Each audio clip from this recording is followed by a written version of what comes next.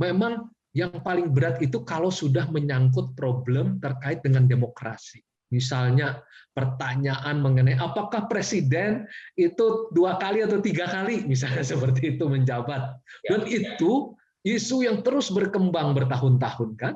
Sampai hari ini nih, saya kemarin aja masih menjawab lagi bahwa presiden sudah menolak wacana 3 periode. Nah, jadi sebenarnya ada 5. Orang menyangka jubir itu hanya frontlining.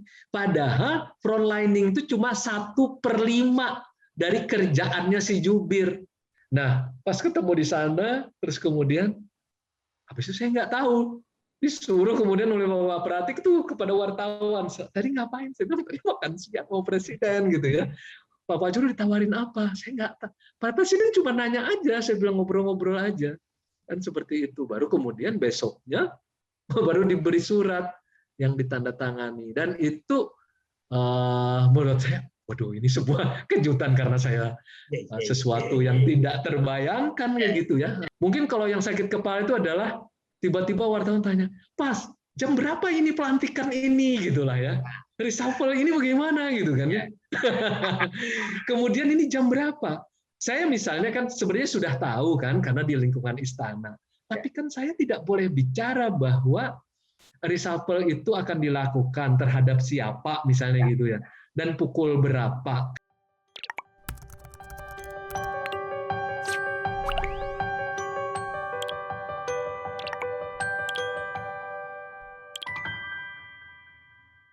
Assalamualaikum warahmatullahi wabarakatuh. Salam damai sejahtera buat kita semua. Om Swastiastu, Namo Buddhaya, dan salam kebajikan. Hai Tribuners, bertemu lagi dengan saya, Feby Mahendra Putra, Direktur Pemberitaan Tribun Network. Saat ini saya mendapatkan tamu istimewa, tamu yang sangat luar biasa, yang sudah terkenal. Beliau punya posisi yang cukup penting di negeri ini. Ya, saya perkenalkan, beliau adalah Dr. Muhammad Fajrul Rahman. Beliau adalah staf khusus Presiden bidang komunikasi yang juga sering disebut sebagai juru bicara kepresidenan. Saya ingin sapa dulu tamu kita pada kesempatan kali ini. Assalamualaikum Bang Fajrul Rahman. Waalaikumsalam, merdeka. Merdeka, terima kasih Bang. Sudah menyediakan waktu untuk kita makasih, Feby, makasih Rahman pada kesempatan kali ini. Bang, Abang kemarin diberitakan bahwa Abang menjadi calon satu di antara sekian calon Duta Besar Republik Indonesia di Kazakhstan. Demikian pula selama 1,5 lebih lah kira-kira membantu Presiden Jokowi sebagai staf khusus bidang komunikasi dan orang sering menyebutnya juru bicara. Bang, bisa cerita dong apa suka dukanya ketika Abang membantu Pak Presiden Jokowi sebagai staf khusus bidang komunikasi yang saya kira ini merupakan posisi sangat strategis dan sangat kunci bagi pemerintah dalam kondisi seperti saat ini. Silakan Pak. Terima kasih Feby, ini pertanyaannya singkat tapi jawabannya bisa panjang banget nih. Ya. Yang pertama terkait dengan pencalonan sebagai Duta Besar Duta Besar luar biasa dan berkuasa penuh untuk Republik Kazakhstan dan merangkap Republik Tajikistan. Sebenarnya saya sendiri belum melihat surat presidennya, tapi memang diberitahu melalui media setidaknya oleh Ketua Komisi 1 Ibu Mutia ya, bahwa surat dari dari Presiden itu sudah sampai di DPR kepada Ibu Puan Maharani. Dan saya membaca juga sebenarnya ini melalui media bahwa ada nama saya di sana. Walaupun sebenarnya saya tidak bisa, karena Ibu Mutia yang sudah menyampaikan, saya hanya tidak bisa menyatakan ya dan tidak karena saya belum pernah melihat surprise-nya dan menurut Ibu Mutia belum dibuka kepada publik kan seperti itu. Jadi, tapi saya menjawabnya begini saja bahwa apapun yang diarahkan oleh Presiden Joko Widodo sebagai atasan saya itu adalah penghargaan tak ternilai buat saya. Beliau menilai saya, kemudian beliau mengarahkan agar saya sedikitlah lebih tinggi dari jabatan yang sekarang ini. Kan jabatan duta besar itu hampir setingkat menteri ya, kalau saya tidak keliru ya.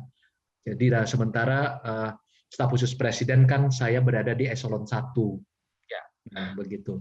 Nah, jadi dimanapun tugas negara yang diperintahkan oleh Presiden Joko Widodo, saya akan menjalankan sebaik-baiknya. Walaupun sore ini saya mengatakan bahwa saya tidak bisa menjawab ya dan tidak, kecuali nanti diumumkan secara terbuka. Menurut Ibu Mutia, yaitu sekitar Juli antara 12 sampai 14 akan ada fit dan proper test.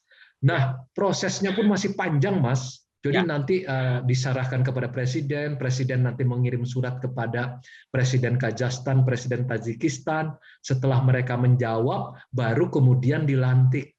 Nah, menurut Kemenlu itu berlangsung mungkin 3 sampai 6 bulan ke depan, sampai Desember atau mungkin Januari. Jadi saya masih tetap menjabat sebagai staf khusus presiden bidang komunikasi atau jubir presiden sampai Presiden Joko Widodo melantik saya sebagai duta besar luar biasa dan berkuasa penuh untuk Republik Kazakhstan dan merangkap Tajikistan. Itu yang pertama, supaya clear ini di masyarakat. Saya tidak mengatakan ya dan juga tidak mengatakan tidak. Kemudian yang kedua, apa suka dukanya? Tentu sukanya lebih banyak sebagai juru bicara presiden, terutama ketika di masa sebelum pandemi, Mas. Dan saya kan diangkat itu tanggal 21 Oktober 2019. Sehari setelah Presiden Joko Widodo dan Pak Ma'ruf Amin ditetapkan sebagai presiden dan wakil presiden. Jadi surat pertama yang ditandatangani presiden itu yaitu Kepres itu kepada saya sebagai juru bicara presiden. Nah, sampai dengan sekitar Maret, Januari, Februari, Maret itu saya selalu mendampingi beliau terus-menerus di dalam negeri dan di luar negeri. Sampai di mobil itu, Mas, saya menyediakan 2 koper. Satu dibawa karena biasanya beliau Jumat itu setelah rapat terbatas biasanya langsung ngajak keluar kota atau keluar negeri. Sampai hari Minggu, Senin itu sudah kembali bekerja lagi. Jadi saya koper itu satu di mobil, satu diturunkan, dicuci, baju segala macam, yang satu tetap tersedia di mobil begitu. Nah itu ke dalam negeri maupun di luar negeri. Yang pertama dalam negeri itu pertama tuh ke Papua terlebih dahulu, itu dari Papua sampai Maluku sekitar 8 kabupaten kota. Nah suka tentu karena berdekatan dengan beliau, tahu secara langsung apa yang dipikirkan beliau, disampaikan beliau, diarahkan, atau kemudian pidatonya. Tetapi memang di dalam masa pandemi ini yang kita mengalami sedikit kesulitan, Mas. Karena kan pertemuannya praktis dengan webinar. Jadi tidak langsung dan sehingga gestur beliau, kemudian kadang-kadang beberapa hal tidak bisa didapatkan. Saya terus terang memang seringkali memang mendapat bantuan dari Mensesnek, Pak Pratikno, kemudian Pak Pramono Anung. Seringkali saya bertanya, Presiden sudah menyatakan apa dan apakah ini bisa disampaikan ke publik seperti itu. Jadi dalam masa pandemi ini komunikasinya itu jadi agak sedikit bercabang ini. Seringkali selain dengan webinar, beliau lebih banyak melakukan rapat-rapat yang sifatnya terbatas ataupun internal, di mana hanya Pak Mensesnek atau Pak Seskap yang seringkali mengikuti. Jadi saya biasanya meminta apa saja yang dibicarakan supaya saya mendapatkan gambaran. Walaupun tetap mengurangi risiko ya Pak ya, risiko terkait penyebaran COVID-19. Betul, supaya karena kan tugas saya itu kan hanya boleh berbicara setelah beliau berbicara. Juru bicara kan tidak boleh berbicara sebelum presiden berbicara. Jadi kalau presiden bicara, baik pidato, arahan, regulasi, baru saya boleh menyampaikannya. Baik dalam bentuk secara verbatim ataupun dalam bentuk menjabarkan seperti itu. Nah, jadi duka sebenarnya bukan karena tidak nyaman, bukan, tapi karena memang ada batasan karena COVID ini, apalagi sekarang kan dalam kondisi yang sangat berat ini, kami misalnya saja sholat Jumat itu dulu kan bisa dengan warga istana, sekarang cuma berlima, presiden, biasanya ada Pak Mensesnek atau Pak Seskap, kemudian ada khotib, ada imam, ada saya, selebihnya itu adalah pas pampres. Kalau dulu masih bisa. Terakhir nih betul-betul karena beliau kan very important person. Jadi betul-betul mesti dijaga sebaik-baiknya. Jadi gitu. Kalau selebihnya sih sebenarnya sama halnya ini. Sama halnya dengan kegiatan biasa, jadi harus menyampaikannya kepada 270 rakyat Indonesia dengan beragam pendidikan, wilayah, dan yang lain-lain, sehingga pesan dari Presiden itu kami olah untuk segmen-segmen tertentu. Begitu, Mas. Bang, kan Anda selama ini sebelum pandemi sangat dekat dengan Presiden. Ya. Betul. Apa yang Abang rasakan mengenai Presiden Jokowi ini? Kan pasti sebagai orang dekat kan merasakan, betul, secara detail kesan yang Abang tangkap dari seorang Jokowi ini selama mendampingi beliau sebagai staf khusus bidang komunikasi apa, Bang? Presiden itu sangat hangat sebagai manusia sebenarnya. Ya. Jadi beliau sangat hangat sebagai manusia dan sikapnya itu sangat bersahabat, sangat terbuka, selalu menghargai siapapun yang ada di sekitar beliau. Tetapi kami kan tetap harus memperlakukan beliau sebagai Presiden Republik Indonesia. Walaupun saya karena kan memiliki semacam logo ini yang di jas ini warnanya merah, ini adalah izin untuk mendekati beliau tanpa harus dihalangi sedekat mungkin. Jadi bisa sambil berbisik seperti itu pun boleh kepada beliau, dan hanya pihak tertentu yang mendapatkan ini. Nah, jadi sikap itu yang menurut saya menjadi sangat hangat buat kita kalau berdekatan dengan beliau. Jadi seperti tidak ada jarak, tetapi saya tentu harus memperlakukan beliau sebagai Presiden Republik Indonesia, kan seperti itu. Tetap juga beliau kalau bicara kita dahulukan, kemudian kalau beliau bertanya kita menjawab. Jadi sangat hangat sebagai manusia. Begitu. Bang Fajrul, ketika beliau memasuki periode kedua, isu yang muncul di negeri itu begitu dahsyat.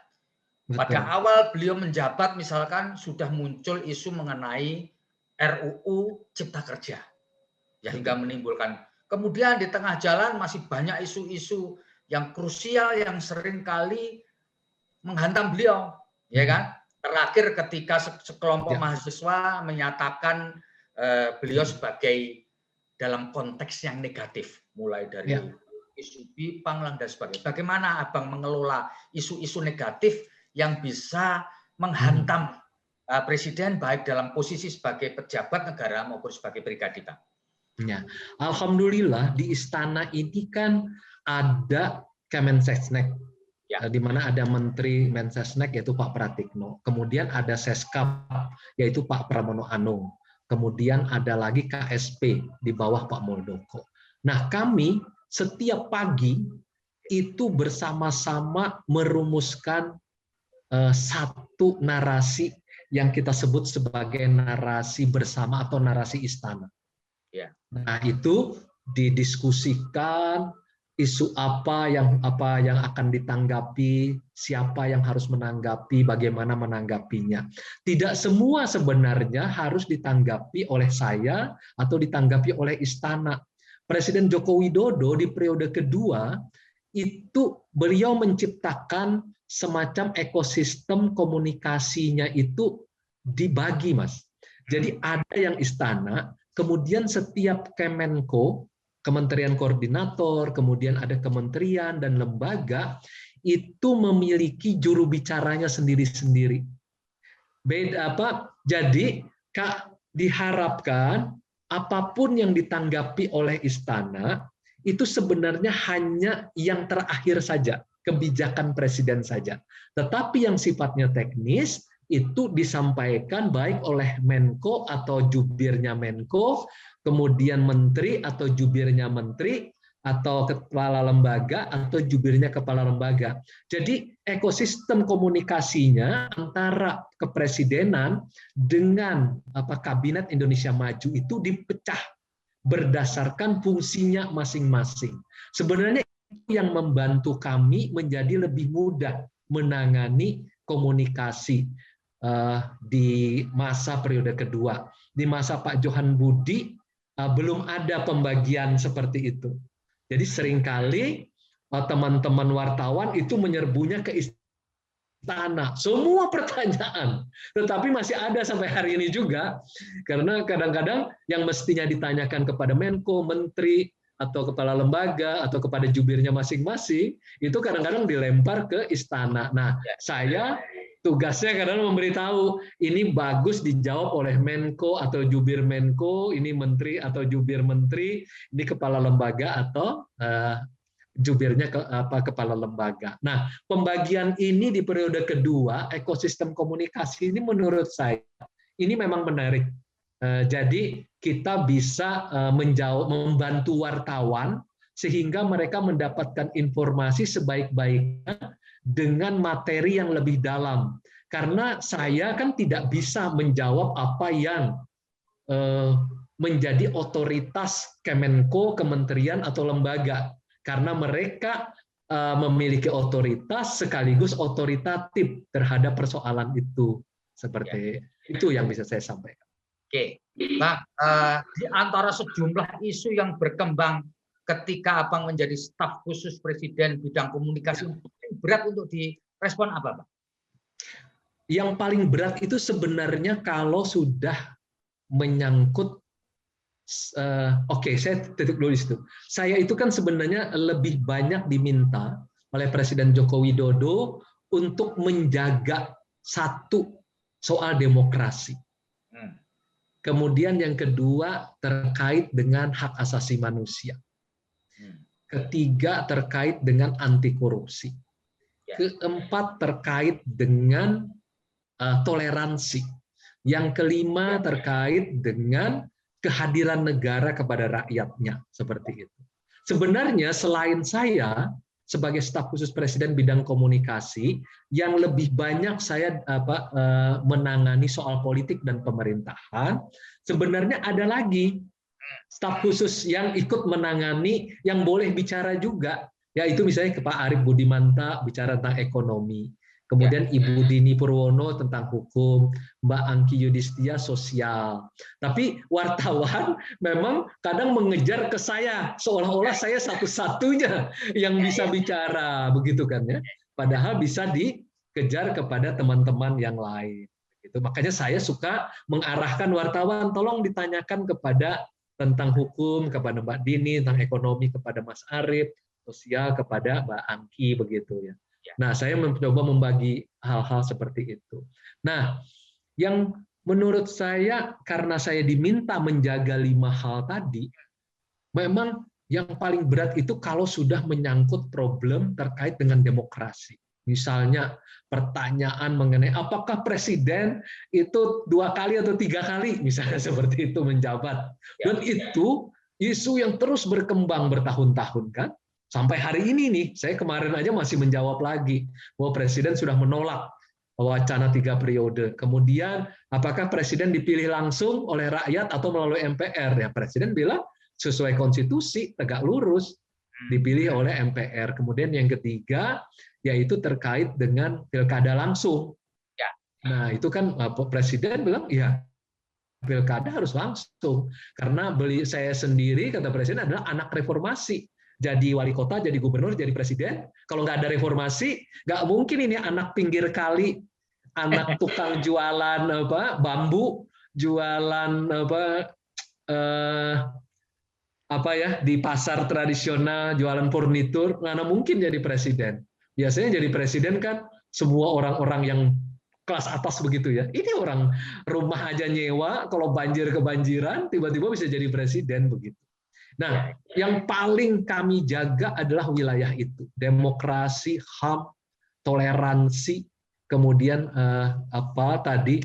hak asasi manusia dan kemudian juga kehadiran negara kepada masyarakat. Itu yang paling berat ya, Bang. Karena itu apakah soalnya prinsip demokrasi problemnya. Bang, apakah soal isu seputar kepulangan Habib Rizik Syihab, isu-isu menyangkut Islam yang dianggap pemerintah tidak friendly kepada Islam dan ulama, apakah itu juga domain Bang Fajrul? Itu domainnya Pak Menko Polhukam, Oke. Pak Mahfud MD.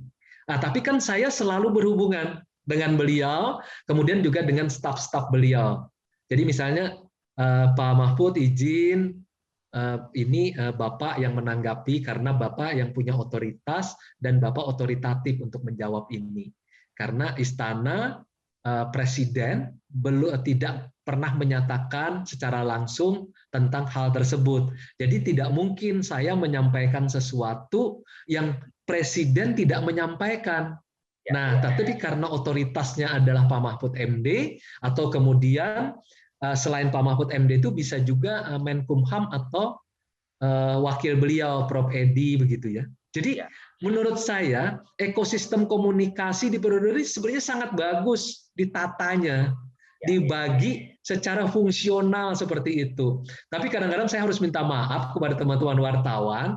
Saya bisa paham lah, teman-teman kadang-kadang senang kalau bertanya ke saya, karena kutipannya kan istana ya. Istana .2 gitu ya. Jokowi .2 gitu ya. Karena kalau misalnya, padahal ya sebenarnya kalau yang diinginkan adalah kontennya, sebenarnya kalau bicara dengan Menko, Menteri, lembaga, itu malah lebih keren sebenarnya. Cuma memang kalau di googling nggak keluar mungkin ya. Yang keluar tuh Istana, Fajrul, Jokowi gitu kan. Ya. Lebih friendly, lebih engaging lah ya. Iya, jadi kami juga kadang minta maaf. Kadang-kadang teman wartawan bilang, kok Mas Fajrul nggak mau menjawab? Saya bilang, tolong ditanyakan kepada menteri ini, karena pertanyaannya ini sudah kalau dijawab oleh mereka, pasti bagus banget. Misalnya soal COVID ya, COVID-19, misalnya soal vaksinasi, kemudian soal apalagi apa saja vaksinnya, misalnya gitu. Itu kan pertanyaan yang bagus banget kalau dijawab oleh Pak Budi Gunadi Sadikin kan, atau oleh Pak Erick Thohir sebagai Kepala KPCPEN, atau Pak Garnip sebagai Satgas.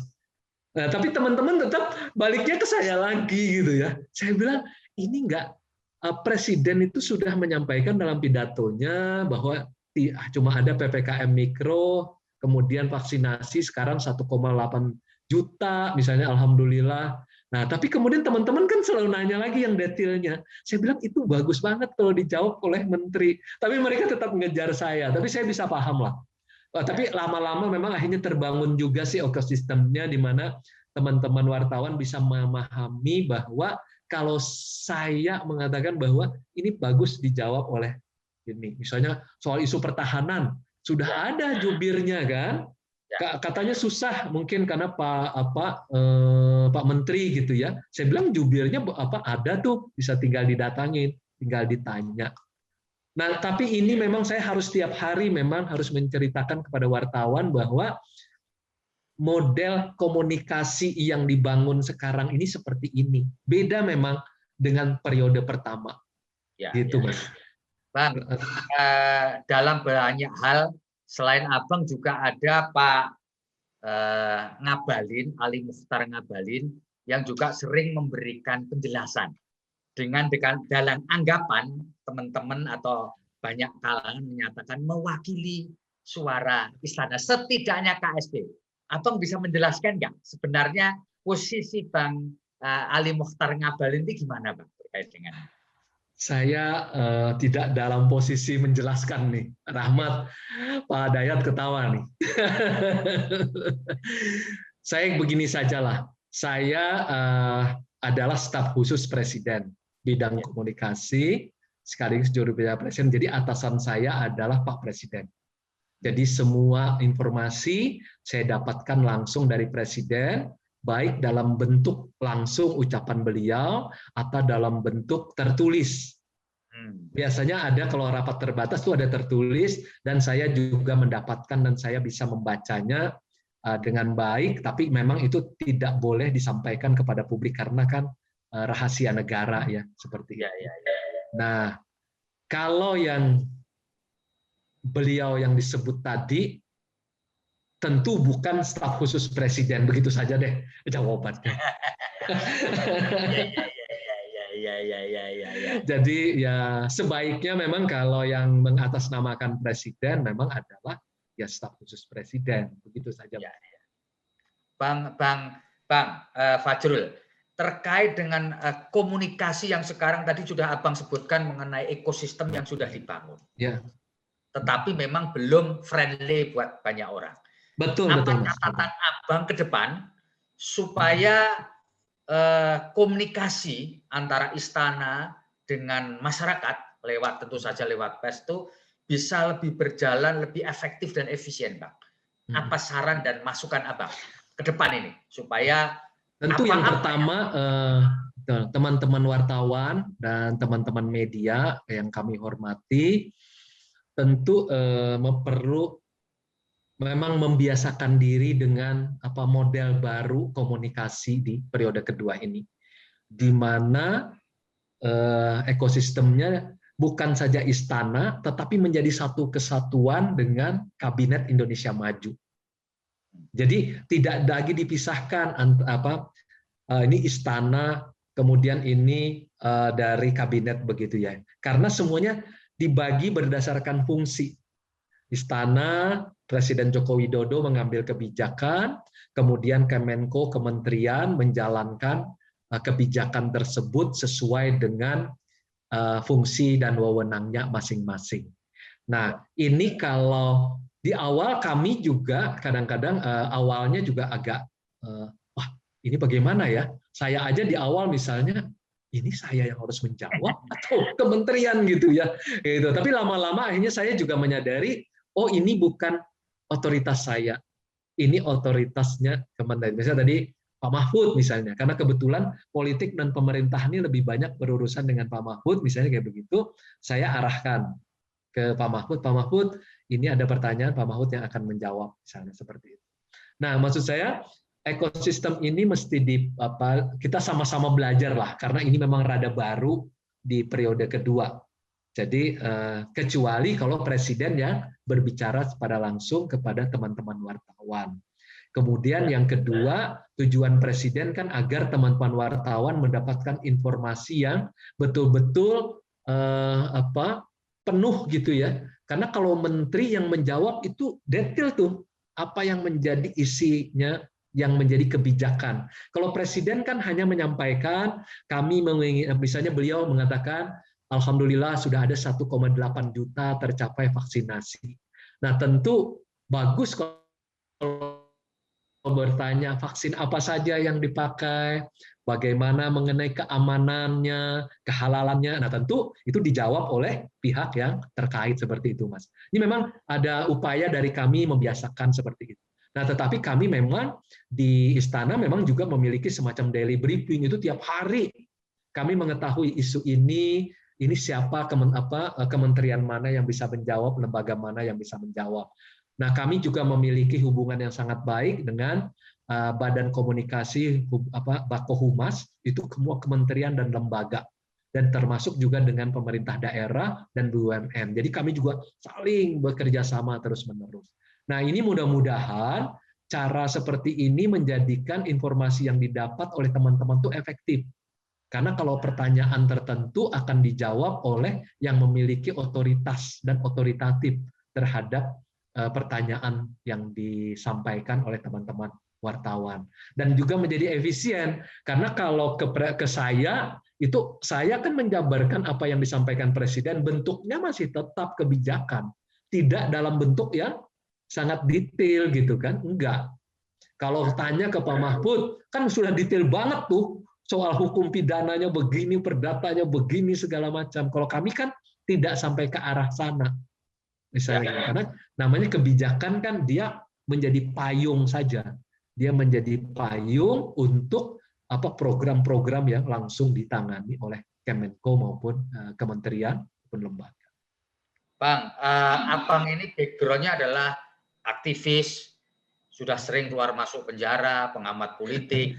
Alumnus Nusa Kambangan. Nah, itu ada peran nggak, Bang?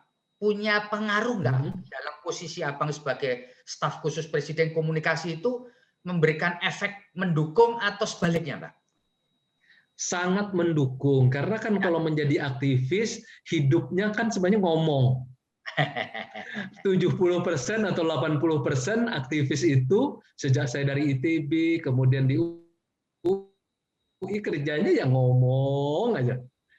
Mencoba memberikan informasi kepada publik, membujuk publik, kebanyakan membujuk sih, membujuk orang untuk percaya kepada apa yang kita sampaikan gitu. Jadi kebiasaan untuk public speaking yang sebenarnya tidak terlalu disadari pada waktu jadi mahasiswa di ITB, sebenarnya saya sudah masuk misalnya di perkumpulan studi ilmu kemasyarakatan, itu sebenarnya sudah belajar tentang public speaking, biasa menyampaikan informasi atau biasa mempersuasi orang untuk mempercayai apa yang kita sampaikan, begitu, dan itu terlatih. Saya kan sebelum menjadi, kemudian setelah aktivis kan saya menjadi penulis di Kompas gitu ya, kemudian juga di Tempo dan hampir semua media massa saya sudah pernah menulis, kemudian menjadi presenter televisi itu sejak 99 sampai terakhir itu mungkin 2003 atau 2014 itu sebelum saya jadi komisaris utama di BUMN. Saya masih jadi presenter tuh. Hampir semua televisi loh. Paling lama tuh TVRI 3 tahun.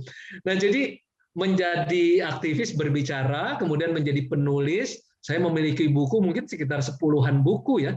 Termasuk waktu dalam penjara juga menulis gitu. Bukunya Demokrasi Tanpa Kaum Demokrat, belum lagi menulis puisi ya. Ada 4 bukunya. Nah, jadi semua itu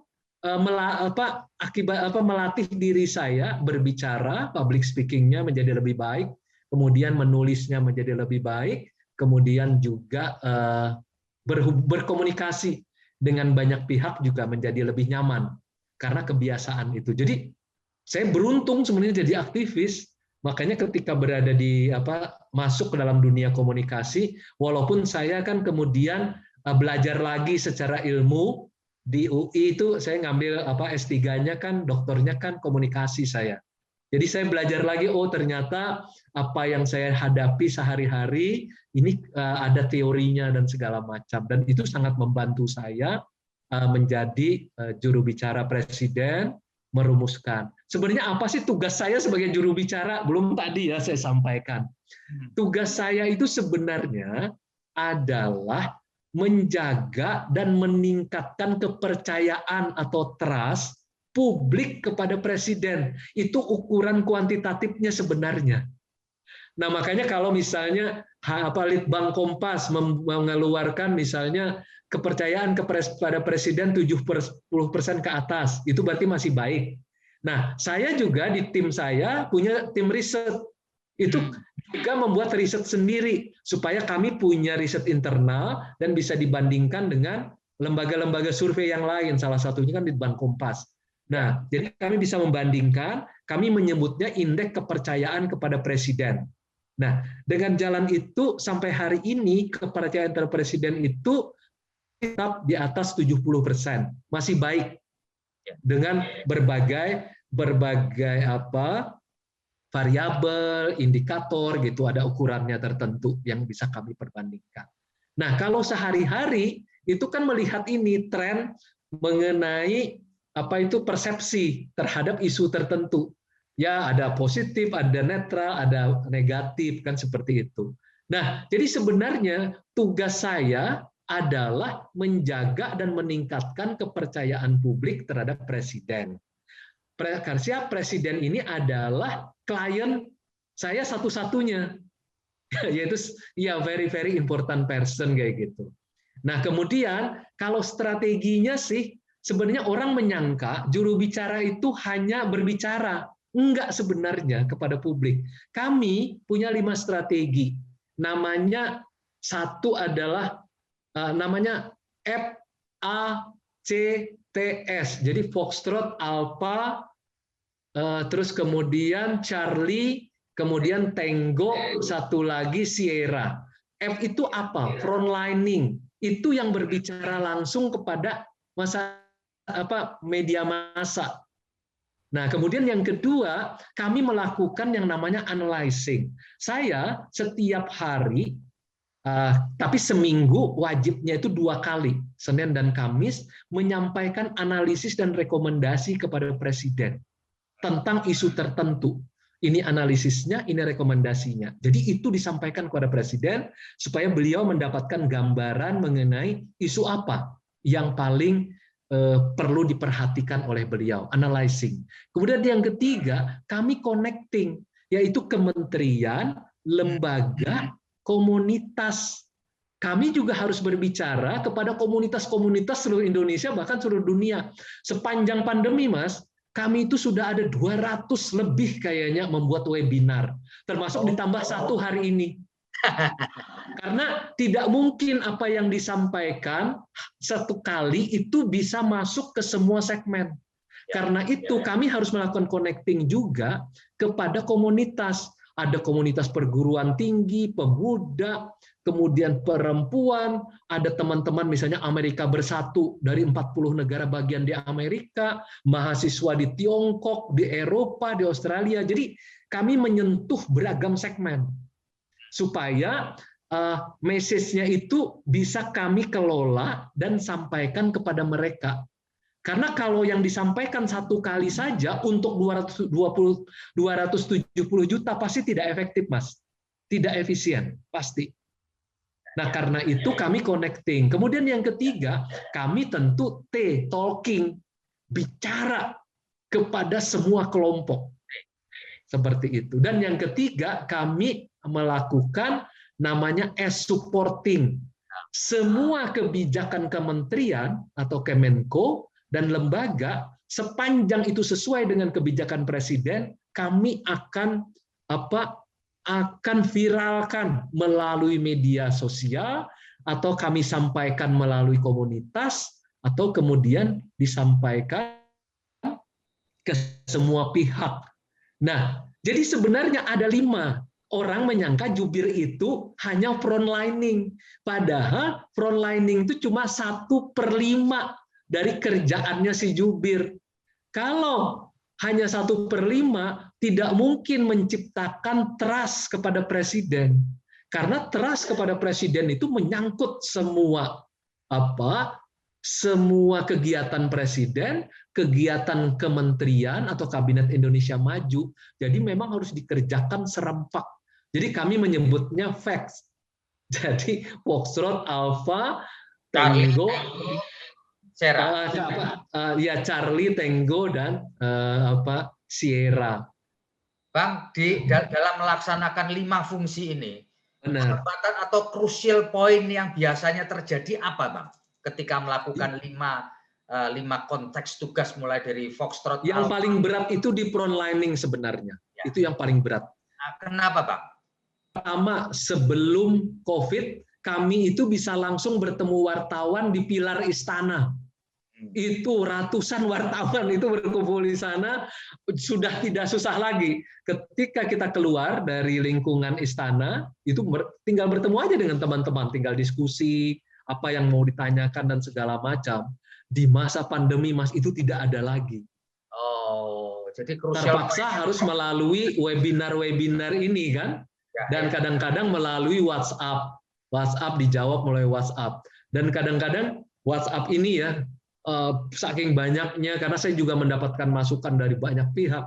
Jadi kadang-kadang juga ada yang saya terpaksa jawabnya beberapa kalimat dan mengarahkannya kepada kementerian atau lembaga. Kalau yang lainnya kan bisa masih punya waktu, Mas. Misalnya kayak analyzing kan saya masih bisa mengamati kami dibantu tiap hari oleh Dirjen Aptika untuk analisis tentang media sosial. Kemudian kami juga dibantu oleh mesin-mesin tertentu memberitahu tentang apa yang menjadi isu di yang media cetak, kemudian ada yang di media sosial dan yang lain-lain. Dan kemudian juga dibantu oleh tim untuk membuat yang namanya isu-isu tertentu, gimana kami harus menanggapinya. Rame, Mas, sebelum memutuskan sesuatu. Dan terakhir biasanya harus minta izin dulu kepada Pak Pratikno, Pak Seskap, ini bisa nggak dikeluarkan, ini begini nggak jawabnya, segala macam seperti itu. Jadi sehingga suara dari istana itu betul-betul mewakili kita semua begitu. Nah, yang lainnya lagi yang selain analyzing, kemudian connecting, kemudian juga talking, kemudian juga supporting. Ini ini bukan timely. Kalau yang frontlining ini kan timely. Makanya wartawan pengen tahu, sementara kami harus menunggu, terutama di masa COVID nih. Ini tadi Presiden menyampaikan seperti ini, kemudian kami harus merecek lagi nih kepada Pak Pratikno atau kemudian Pak Pram, ini bagaimana nih? Apa yang harus disampaikan? Nah, itu agak cukup waktu, agak menyita waktu kalau di masa COVID. Kalau sebelum COVID itu sangat mudah ini koordinasinya. Seperti itu, Mas. Bang, sepanjang Anda menjadi staf khusus Presiden bidang komunikasi, apa yang paling membuat Abang sakit kepala ini? Membuat sakit kepala ya. Ya, yang paling membuat Abang sakit kepala bener ini selama mendapatkan amanah sebagai staf khusus Presiden bidang komunikasi ini, Bang. Praktis sebenarnya berjalan biasa saja ya. Berarti semuanya. Tidak ada ya, Bang ya. Tidak ada yang tidak ada yang terlalu membuat kami kemudian kesulitan begitu. Cuma memang kadang waktu aja ya, waktu untuk menyampaikan sesuatu seperti itu. Jadi kalau kita mengikuti, kami kebetulan kan membuat satu tim, satu organisasi dengan flowchart pekerjaan yang sudah jelas gitu. Yang ini harus dikerjakan, ini harus dikerjakan, segala macam itu. Jadi betul-betul semuanya berjalan tidak mendadak kan, seperti itu. Jadi itu yang penting bisa Jadi semuanya biasa saja ya, Bang ya? Gitu. Semuanya sebenarnya biasa saja. Walau memang kadang ada beberapa kesulitan di sana-sini begitu ya. Karena harus kecepatan yang harus dikerjakan begitu. Tapi memang kalau harus menghadiri talk show yang paling berat itu ya acaranya Pak Karni Ilyas, itu yang paling berat. Iya ya, Bang ya. Karena ya. Karena seringkali saya sendirian begitu ya. Sementara tamu yang lain itu tamu yang melihat saya mewakili Presiden, mewakili istana, jadi dikeroyok begitu ya. Tapi ya alhamdulillah, karena itu lagi sebagai aktivis kan saya sudah terbiasa ya. Biasa ya. Biasa untuk tenang gitu ya, sabar, objektif gitu ya, tetap menghadirkan pikiran gitu ya, dan senyum. Jadi kadang-kadang saya sudah senyum aja, sudahlah begitulah. Karena itu jalan yang terbaik untuk diserang orang atau segala pun. Jadi senyum sambil berusaha mencari jawaban yang terbaik seperti apa begitu. Bang, terutama tapi kebiasaan baru sebagai jubir yang itu yang memang berbeda dibandingkan jadi aktivis atau jadi pengamat politik. Karena saya tidak boleh bicara kecuali Presiden bicara. Bicara dulu baru saya bicara menjelaskan. Nah, itu di awal memang agak membuat kadang-kadang kan saya sebelumnya kan jadi aktivis, kemudian juga jadi pengamat politik kan ya. Semua pertanyaan disambar aja. Tapi kalau sekarang kan nggak boleh. Jadi kalau misalnya yang tidak disampaikan Presiden ya nggak bisa disampaikan. Kadang-kadang yang paling sulit itu ada yang tanya, tadi Presiden kan katanya begini, katanya begitu. Aduh, saya bilang saya nggak boleh menanggapi katanya nih. Saya cuma boleh menanggapi apa yang pasti seperti itu. Jadi apa yang sudah disampaikan Presiden, apa yang sudah dilakukan oleh Presiden, hanya itu yang bisa disampaikan. Mungkin kalau yang sakit kepala itu adalah tiba-tiba wartawan tanya, Pas, jam berapa ini pelantikan ini? Gitulah ya. Reshuffle ini bagaimana gitu kan ya. Kemudian ini jam berapa? Saya misalnya kan sebenarnya sudah tahu kan karena di lingkungan istana. Tapi kan saya tidak boleh bicara bahwa reshuffle itu akan dilakukan terhadap siapa misalnya gitu ya. Dan pukul berapa? Kan itu nggak boleh. Karena hal tersebut menjadi pasti kalau Presiden sudah mengumumkan dan Presiden sudah mengambil sumpah. Nah, itu kadang-kadang teman-teman wartawan marah-marah. Kan tadi sudah saya beritahu kepada Bang Fajrul bahwa yang akan dilantik adalah ini, namanya ini. Ya, saya bilang, ya saya sebenarnya juga tahu, tapi kan SOP di istana kan tidak boleh, kecuali kalau Presiden yang menyampaikannya atau yang sudah melakukannya. Kan tidak boleh sama sekali mendahului Presiden. Nah, itu Mas. Itu yang kadang-kadang kalau mau ditanya, itu yang cukup sakit kepala, terutama kalau isu reshuffle ya. Waduh, ya Allah, itu 2 hari, itu yang terakhir ini yang paling berat. Berminggu-minggu kan? Ya, betul. Saya harus menghadapi. Kalau isu tentang wacana 3 periode, itu sejak tanggal 21 Desember tahun 2019 sampai hari ini diulang terus, nggak habis-habisnya. Tapi lucu juga teman-teman wartawan, padahal jawaban saya juga itu aja, tenang aja diambil terus. Bang Paling yang Fajrul, berubah cuma tanggal sama jamnya aja. Iya.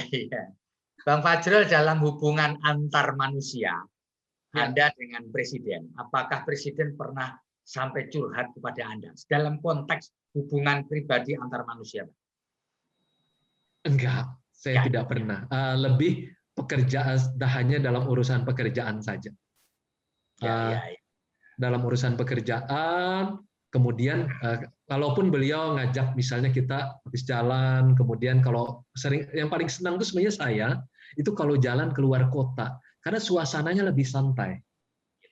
Kalau di istana kan saya tentu harus tahu diri, ditempatkan kursinya di mana. Kalau berdiri, yaitu kalau ada presiden, saya di belakangnya. Tapi kalau ada wakil presiden, saya di belakangnya lagi. Kalau ada menteri, saya di belakangnya lagi. Nah, itu protokol itu saya kan tidak pernah pahami sebelumnya. Walaupun saya jadi komisaris utama waktu itu di Adikarya ya, di BUMN. Di sana ada protokol, tapi saya langgar aja. Kalau yang waktu di luar, tapi kalau di istana kan nggak boleh. Nah, tetapi kalau mendampingi presiden di luar kota itu asik. Beliau kadang-kadang makan gitu ya, diajak satu meja, diskusi, ngobrol kayak gitu ya, ngobrol sama beliau. Kadang-kadang kalau resmi itu Mas, kadang-kadang kita nggak berani ngambil yang makanan dekat presiden kalau yang resmi. Tapi kalau beliau ngajak ngobrol di warung gitu ya, di restoran, kan biasa kalau keluar kota, itu biasanya kita ini aja, Pak izin Pak, saya mau ngambil ini gitu ya, ngambil ini gitu ya. Jadi sangat lebih enak kalau jalan ke luar kota, karena terutama karena beliau senang kan makan-makan di warung, di restoran milik publik gitu kan ya. Kemudian orang berkumpul, itu senang banget. Bang Fajrul, apakah Bang Fajrul sebagai staf khusus bidang komunikasi juga berhubungan dengan keluarga Presiden? Misalkan Ibu Iriana, Mas Gibran, atau keluarga yang lain? Apakah menjalin cuma acara-acara khusus saja bertemu dengan mereka, dengan ibu acara-acara khusus, kemudian dengan keluarga itu acara khusus saja. Jadi tidak pernah, karena saya kan melekatnya kepada presiden. Saya melekatnya kepada presiden, jadi saya hanya memfokuskan diri kepada presiden. Jadi ibu atau yang lain itu kan saya hanya kalau acara khusus ketemu pasti ini saja. Baru bertemu, baru ngobrol begitu. Bang Fajrul, mungkin nanti setelah ini teman-teman yang giliran bertanya, ini yang terakhir dari saya, Bang. Apa kesan yang paling mendalam yang tidak pernah Abang bisa lupakan terkait interaksi Abang dengan Pak Jokowi? Yang paling berkesan itu adalah ketika tanggal 21. Saya sebenarnya tidak tahu persis dan lupa kan bahwa hari itu 21 Oktober itu presiden memanggil orang untuk menjadi menteri kan. Saya lagi kerja sebenarnya saya lagi kerja terus kemudian ditelepon oleh Pak Pratik. Mas Fajrul bisa ke istana. Wah, bisa Pak. Di mana? Ada di Jakarta, saya bilang lagi kerja gitu ya. Bisa ke sini Pak Presiden mau sambil kita makan siang dengan presiden. Saya bilang jarang-jarang nih, biasanya saya ketemunya cuma, saya kebetulan karena komisaris utama kan di Adikarya, jadi ketemunya biasanya di LRT Jabodebek, atau karena kami dulu mengurusi renovasi GBK, sering ketemu gitu, hanya dalam kegiatan-kegiatan yang sifatnya di BUMN aja ketemunya begitu. Jarang bertemu yang hubungan langsung. Saya bilang siap, Mas Waju pakai baju putih. Ya Pak, karena tiap hari saya pakai karena di Adikarya harus pakai baju putih kebiasaan ya. Saya berangkat aja nyetir sendiri. Saya kan nggak punya sopir dan nggak mau punya sopir. Saya nyetir aja sampai ke istana. Kok rame banget ya? Kok rame banget. Terus kemudian Pak Pratik bilang, yuk sudah siap Pak Jero, kita jalan. Wah penuh dengan wartawan. Waduh, saya lupa bahwa ini hari di mana menteri-menteri dipanggilin kan gitu kan ya. Baru masuk ketemu presiden, diajak beliau makan siang sambil ngobrol tentang pidato beliau di MPR. Saya ngobrol sedikit tentang kerjaan di BUMN. Terus beliau tanya, Mas Fajrul bantu saya ya di istana gitu ya. Saya bilang kalau Bapak meminta saya bantu, tapi tetap ngurusin Adikarya gitu ya, BUMN, karena kan tugas untuk infrastruktur kan menjadi tugas dari BUMN Karya kan. Jadi saya tugasnya waktu itu mengawal proyek strategis nasional yaitu LRT Jabodebek yang sebentar lagi mau selesai, dan kemudian juga mengawal revisi GBK dan yang lain-lain untuk keperluan Asian Games seperti itu, dan juga kemudian MRT. Nah pas ketemu di sana terus kemudian habis itu saya nggak tahu, disuruh kemudian oleh Bapak Pratik tuh kepada wartawan, tadi ngapain? Saya bilang tadi makan siang mau presiden gitu ya. Pak Fajrul ditawarin apa? Saya nggak tahu. Pak Presiden cuma nanya aja, saya bilang ngobrol-ngobrol aja. Dan seperti itu. Baru kemudian besoknya baru diberi surat yang ditandatangani. Dan itu menurut saya, waduh ini sebuah kejutan karena saya sesuatu yang tidak terbayangkan gitu ya, menjadi juru bicara presiden kan seperti itu. Assalamualaikum warahmatullahi wabarakatuh. Waalaikumsalam, Mbak Hasanah. Kabar Bang Fajrul, ini baru pertama saya bisa bicara sama Bang Fajrul. Iya ya, padahal ini di saat menyambung saya sudah mau nih. Ya, menyambung obrolan dengan Mas Febi tadi. Kan Bang Fajrul ini kan sudah beberapa segala macam posisi dilewati. Ya. Nah, salah satu aktivis itu kan ya tadi kan semuanya disikat gitu kan ya. Presiden itu kan ya dikritik dan lain-lain. Nah, sekarang Bang Fajrul ini punya atasan langsung seorang presiden. Iya. Satu pertanyaan misal Bang. Kira-kira sosok Jokowi ini sudah masuk nggak dalam kriteria presiden yang diinginkan atau yang kira-kira masuk standar presidennya oleh Bang Fajrul? Monggo Bang. Sebenarnya Pak Presiden Joko Widodo ini adalah presiden kedua yang saya ikut di istana sebenarnya. Presiden pertama itu adalah Abdurrahman Wahid sebenarnya. Abdurrahman Wahid itu karena saya adalah anggota Forum Demokrasi. Saya setelah keluar dari saya di penjara tahun 89 sampai dengan 92. Saya alumnus Nusa Kambangan, terus kemudian saya ke Jakarta, masuk ke Forum Demokrasi 92, waktu itu ketuanya adalah Abdurrahman Wahid. Sampai kemudian beliau terpilih sebagai presiden, dan saya ikut membantu beliau karena sejumlah teman di Forum Demokrasi masuk ke sebagai pejabat pemerintah, Pak Marsilam Simanjuntak, Pak Bondan Gunawan, kan waktu itu masuk, dan saya ikut membantu semacam supporting system, terutama untuk kegiatan yang politik ekonomi. Jadi saya dulu sering mengadakan diskusi-diskusi di istana itu di masa Pak Abdurrahman Wahid, sampai kemudian beliau setelah dekret itu lalu kemudian beliau diturunkan ya sebagai presiden. Nah, jadi kemudian yang kedua, habis itu saya tidak pernah lagi menginjak istana. Nah, ketika tahun 2012, saya kemudian dikenalkan, sebelumnya sebenarnya melalui Kompas. Saya kan penulis di Kompas, terus kemudian di sana dapat kesempatan untuk bisa 3 kali dalam setahun bikin acara mengundang orang-orang tertentu dengan tema tertentu.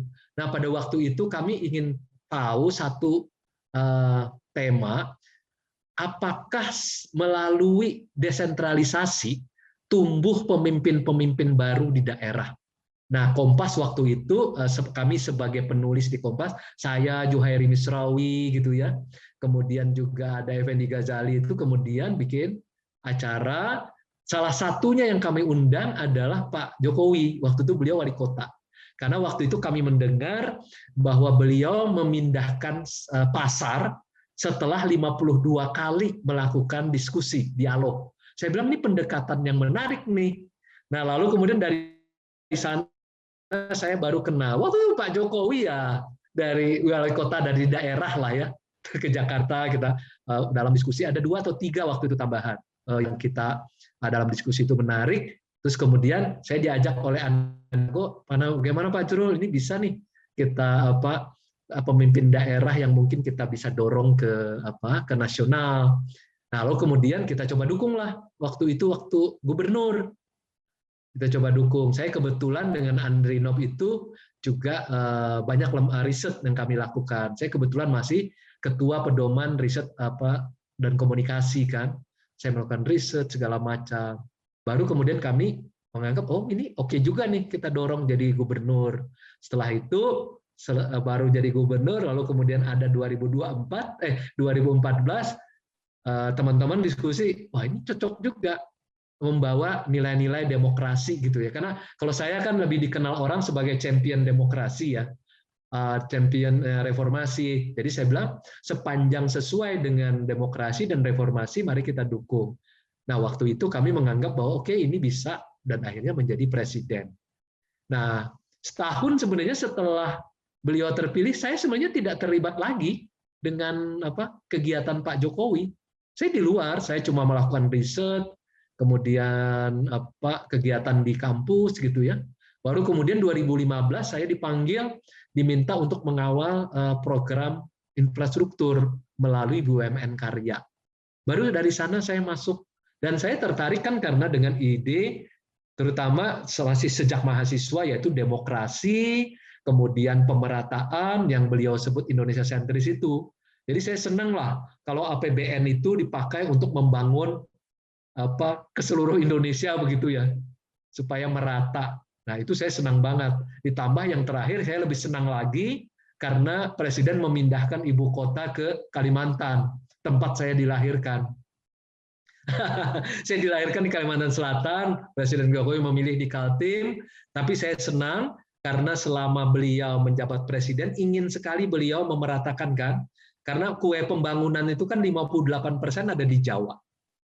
Kemudian 22% ada di Sumatera, Kalimantan itu cuma 8,5%, kemudian Sulawesi, Maluku, Papua, Bali itu selebihnya. Nah, untuk mengejar pemerataan Indonesia sentris, dipindahkan ibu kota ke Pulau Kalimantan, dengan harapan bisa menarik pemerataan lebih jauh lagi ke tengah dan ke timur. Saya senang isu demokrasi gitu ya, karena beliau selalu bilang, Mas Fajrul, tetap setia terhadap demokrasi. Jadi saya dipanggil seperti saya nyatakan tadi ke Mas Pebi. Makanya pekerjaan pertama yang paling menyenangkan saya adalah ketika orang ribut tentang presiden 3 periode, kemudian presiden dipilih langsung dan pilkada dipilih langsung atau tidak. Karena saya melapor kepada beliau, Pak, ini harus kita tanggapi, kita sampaikan kepada publik bahwa kita setia terhadap reformasi dan tegak lurus terhadap konstitusi. Presiden bilang, Mas Fajrul silahkan menyampaikan kepada publik, kemudian saya bikin rilis, saya sampaikan kepada media, dan beliau juga bicara dalam bahasa beliau. Yang saya belum sanggup itu adalah bahasa beliau itu saya belum bisa tiru dengan baik sebenarnya. Bahasa beliau itu sangat sederhana, sangat simple, karena beliau ingin satu bahasa itu bisa dimasuk ke dalam semua level gitu ya. Sementara saya ini terlatih menjadi penulis di Kompas, penulis di Tempo. Jadi aduh, betul-betul di awal sulit sebenarnya. Saya senang dengan bahasa-bahasa yang tinggi, bahasa abstraksi kan begitu, dan jadi dengan presiden saya berlatih bagaimana menyampaikan kan seperti itu. Nah, itu yang menjadi penting buat saya. Jadi beliau setia kepada tegak lurus terhadap konstitusi, di mana saya terlibat di dalamnya, terutama semacam apa yang kita sebut sebagai masterpiece demokrasi, itulah pasal 7, di mana presiden hanya dipilih 2 periode. Dan itu beliau bilang, itu harus kita pertahankan. Dan kita setia kepada reformasi. Saya cerita juga kepada beliau bahwa salah satu utang sejarah kita juga kepada pergerakan demokrasi dan demokrasi adalah menyelesaikan pelanggaran HAM berat. Nah, ini yang sedang kami garap selama 2 tahun ini. Mudah-mudahan ini bisa kita selesaikan dengan sebaik-baiknya dan sehormat-hormatnya. Ya, mengutip Ontosoro dari Bumi Manusia. Gini, Bang Fajrul, kalau Bang Fajrul waktu menjadi aktivis itu sering mengkritik atau ngomelin pemerintah. Sekarang saya mau tanya, pernah nggak Bang Fajrul tuh ngomelin Pak Jokowi? Pak Jokowi sebetulnya ngomongnya salah, jangan seperti itu. Itu satu. Kedua, saya belum tahu tuh nomenklaturnya perbedaannya divisi yang Bang Fajrul dengan KSP seperti apa. Itu yang kedua. Tadi kan Bang Fajrul menjelaskan hanya melakukan koordinasi dengan kementeriannya Pak Mahfud, dengan kementerian Pak Erick Thohir, dengan kementerian Pak Erlangga, dengan KSP itu koordinasi seperti apa. Terus yang terakhir Bang Fajrul, ketika Bang Fajrul dipublish namanya sebagai calon duta besar, Pak Jokowi itu sempat diskusi nggak dengan Bang Fajrul? Atau Bang Fajrul tanya, Bang Fajrul maunya di negara mana gitu? Atau gimana kira-kira? Dayat ini kalau bertanya sama seperti wartawan istana. Terima kasih Dayat pertanyaannya. Yang pertama, tentu ada keuntungan yang besar saya dekat dengan Presiden, jadi sehingga setiap masalah, setiap isu itu bisa langsung disampaikan kepada beliau. Atau seperti tadi saya sampaikan, saya setiap Senin dan Kamis itu rutin menyampaikan analisis dan rekomendasi kepada beliau untuk isu tertentu begitu. Dan kemudian bisa juga di hari Sabtu dan Minggu itu tiba-tiba diminta untuk menganalisis sesuatu karena ada isu tertentu di masyarakat yang harus segera diselesaikan. Karena itu Presiden Joko Widodo itu, ya ini yang mungkin kalau mau ditanya yang mengejutkan apa, beliau bilang, Mas Fajrul, saya itu presiden 24 jam dan 7 hari seminggu. Nah, jadi Mas Fajrul itu juga juru bicara presiden 24 jam, 7 hari seminggu. Jadi saya nggak pernah mematikan yang namanya HP ini. Nggak pernah. Dan HP ini saya beli dan untuk para menteri, jadi yang untuk masyarakat.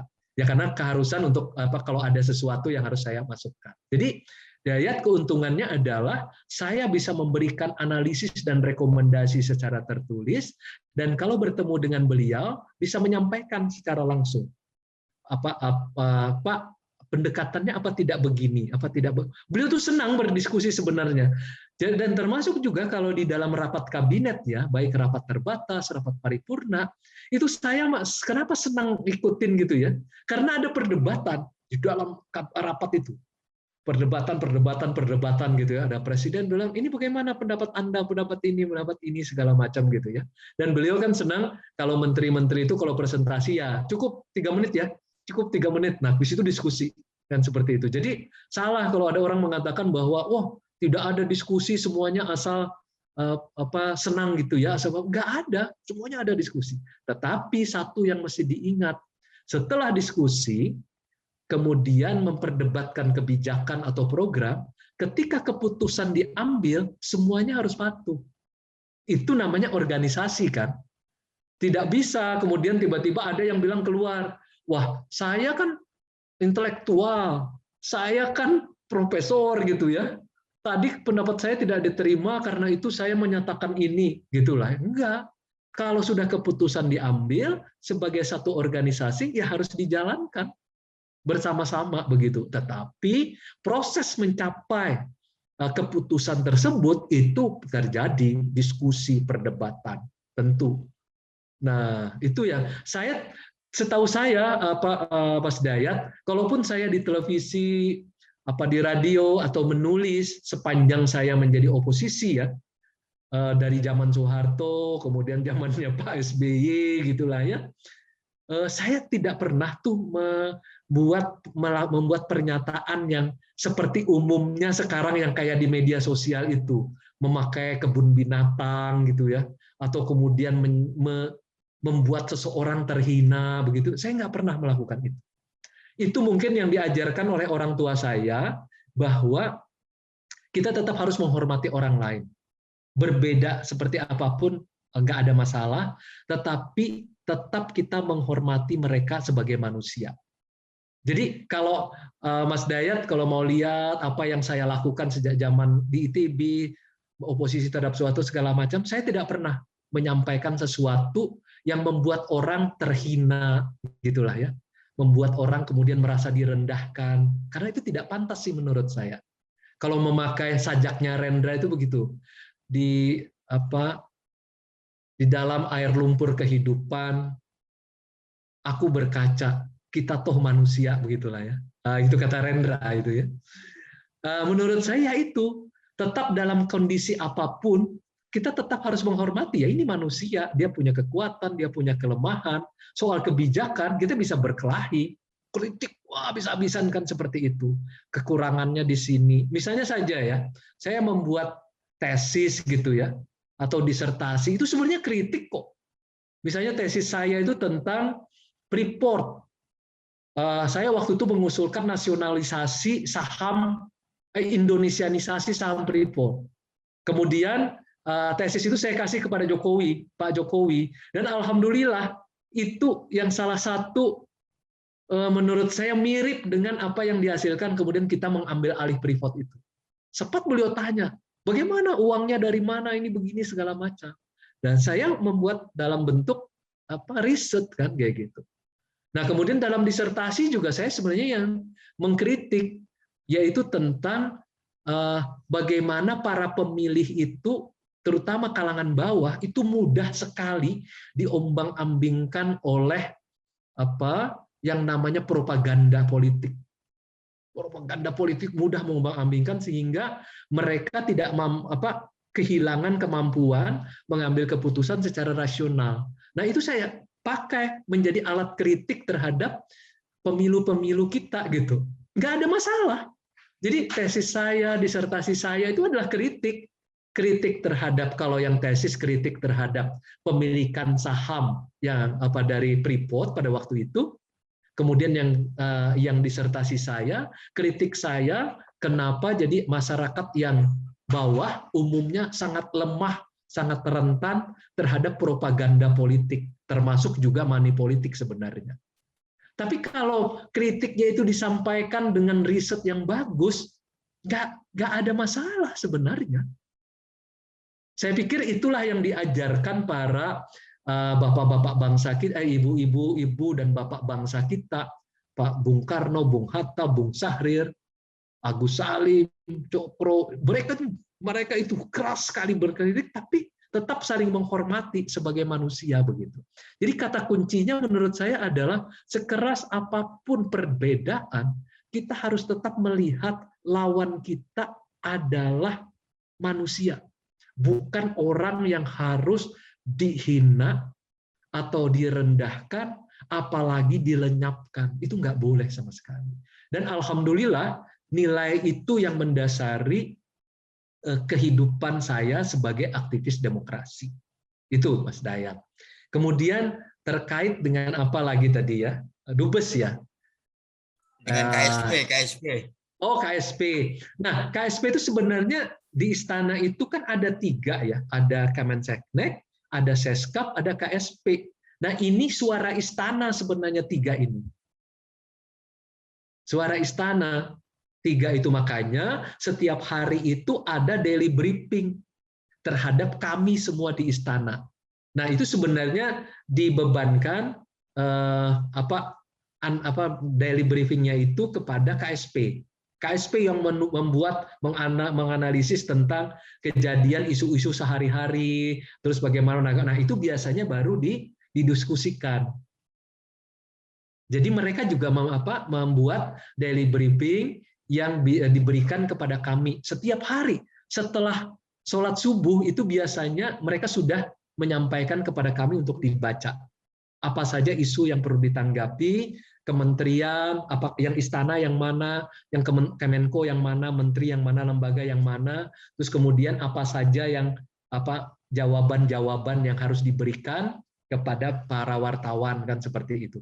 Termasuk kadang-kadang dipecah lagi untuk kelompok tertentu, segmen tertentu, message-nya seperti ini, kemudian channelnya melalui apa. Jadi ini sebenarnya sangat harmonis hubungan di antara 3 lembaga di istana. Jadi di istana itu ada 3 lembaga, Kemenseknek, Seskap, dan kemudian satu lagi KSP. Tapi memang fungsinya kan memang berbeda.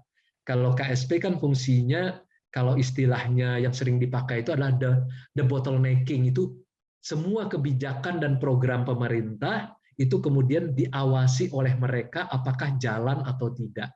Nah, sehingga saya juga sering berkomunikasi dengan pihak KSP untuk menanyakan isu-isu tertentu, begitu Mas Dayat. Gitu. Kemudian yang terakhir tentang Dubes, ya ini sempat sih ada diskusi-diskusi seperti itu ya, tapi kemudian juga diskusi dengan Pak Pratikno, kemudian juga dengan Ibu Menlu, kemudian saya cuma menyampaikannya gini aja, bahwa Pak Swajur diperlukan ini untuk untuk menjalankan satu tugas baru, kebijakan presiden di luar negeri, kan seperti itu. Saya bilang, oh terima kasih karena saya diberi, itu merupakan penghargaan tidak ternilai buat saya menjadi setelah menjadi jubir, kemudian diberikan tugas baru sebagai duta besar gitu. Walaupun belum melalui DPR nih, sebenarnya saya tidak berani menyebut diri sebagai duta besar karena nggak boleh, karena belum melalui fit proper test dan juga belum ada pelantikan gitu. Jangan-jangan bulan Desember nanti pelantikannya kan. Jadi saya masih jadi jubir sampai bulan Desember seperti itu. Nah, jadi begitulah, saya kan pertama disuruh menjadi komisaris utama di Adikarya. 5 tahun tuh mengawal proyek-proyek infrastruktur saya jalankan dengan sebaik-baiknya dan sehormat-hormatnya.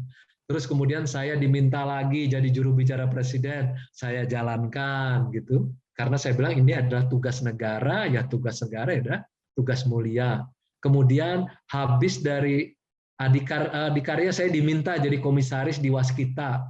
Waskita Karya itu secara aset 5 kali lipat daripada Adikarya. Dan itu harus mengawasi lebih berat lagi karena proyek strategis nasional yang dipegang oleh Waskita lebih banyak lagi. Masuk Trans Jawa, Trans Sumatera, segala macam itu. Lebih banyak lagi. Dan saya diminta oleh Pak Erik, saya jalankan. Kemudian ini diminta lagi menjadi Dubes, ya saya terima, kan kayak begitu. Jadi perjalanannya lurus aja gitu. Semua tugas yang diberikan kepada saya oleh Presiden, saya terima, dan saya berusaha sebaik-baiknya supaya bisa memberikan yang terbaik sesuai dengan yang diharapkan oleh yang memberikan tugas, yaitu Presiden. 5 tahun jadi komisaris utama, kemudian 2 tahun kalau sampai dengan Oktober nanti, berarti 2 tahun jadi juru bicara Presiden, kemudian bersamaan saya sudah 1 tahun lebih jadi komisaris di Waskita Karya, kemudian nanti insya Allah menjadi duta besar, doakan saja di Republik Kazakhstan merangkap Republik Tajikistan. Saya tidak tahu berapa tahun di sana. Apakah nanti tidak lama lalu dipanggil lagi, saya siap aja. Saya prajurit. Menjalankan tugas negara, saya terima. Terima kasih. Pak Dayat dan Mbak Sana, cukup rasanya ya, kita sudah bicara 1 jam, ngobrol, dan Bang Fajrul Rahman sudah menjelaskan secara gamblang dan clear, saya kira. Semuanya clear. Alhamdulillah. Alhamdulillah. Sekali lagi terima kasih Bang Fajrul Rahman atas kesempatan ngobrol kita pada kesempatan kali ini. Saya Feby Mahendra undur diri. Tribuners, semoga obrolan kita membawa manfaat. Assalamualaikum. Terima kasih banyak Mas Feby Mahendra, Merdeka, Ibu Hasanah, Mas Rahmat, yang selalu bertanya dengan tajam, setajam silet. Terima kasih, salam sehat, Bang. Yes. Ya. Sukses selalu, Bang. Terima kasih. Yes. Terima kasih.